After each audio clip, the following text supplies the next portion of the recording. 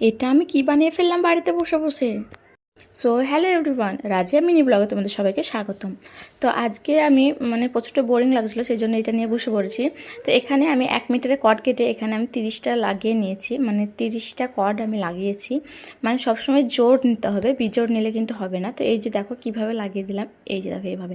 এটা কিন্তু আমার শেখানো হচ্ছে না, যেহেতু আমি ঠিকমতো ভিডিও করতে পারি না, আমি স্ট্যান্ড নেই তার জন্য। তো মানে মোটামুটি মতো দেখাচ্ছি। যদি তোমরা চাও যে ভালোভাবে দেখাই আমি, তাহলে আমাকে কমেন্ট করো, আমি অবশ্যই বড় ভিডিও নিয়ে আসবো। বড় ভিডিওতে তোমাদের ক্লিয়ারভাবে দেখিয়ে শিখিয়ে দেবো। তো প্রচণ্ড পরিমাণে আমাকে বোরিং লাগছিলো যে আমি কী করবো, যেহেতু আমি একটা কাজ করতাম, কলিংয়ের কাজ, সেক্ষেত্রে আমার টাইমটা চলে যেত। বাট এখন আমি কোনো কাজই করি না, তো বসেই থাকি। আর বাড়িতে সেরকম কাজ করতে আমি পারি না, পায়ে একটু প্রবলেম আছে, হ্যান্ডিক্যাপ আমি।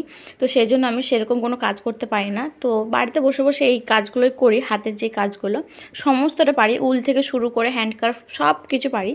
তো এটা ছিল আমার কাছে, কর্ড ছিল। তো আমি ভাবলাম যে এটাই বানাই। আমি মিশোতে দেখলাম যে 200 টাকা দাম 3টেতে। তো আমি ভাবলাম আমার কাছে কর্ড আছে, তাহলে আমি কেন বানাবো না।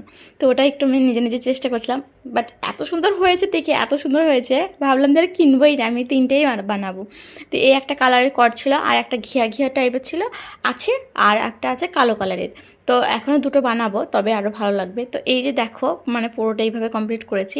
আর নিচে এইভাবে একটু কর্ড নিয়ে গোল গোল করে ঘুরিয়ে এটাকে অ্যাটাচ করে দিতে হবে। তো এই যে হচ্ছে তার ফাইনাল লুক। আর এখানে তোমরা ফুলদানি হোক বা কিছু হোক, যেটা রাখতে পারো। এই যে দেখো এইভাবে। আর 3টে একসাথে থাকলে আরও অ্যামেজিং লাগবে। Bye bye.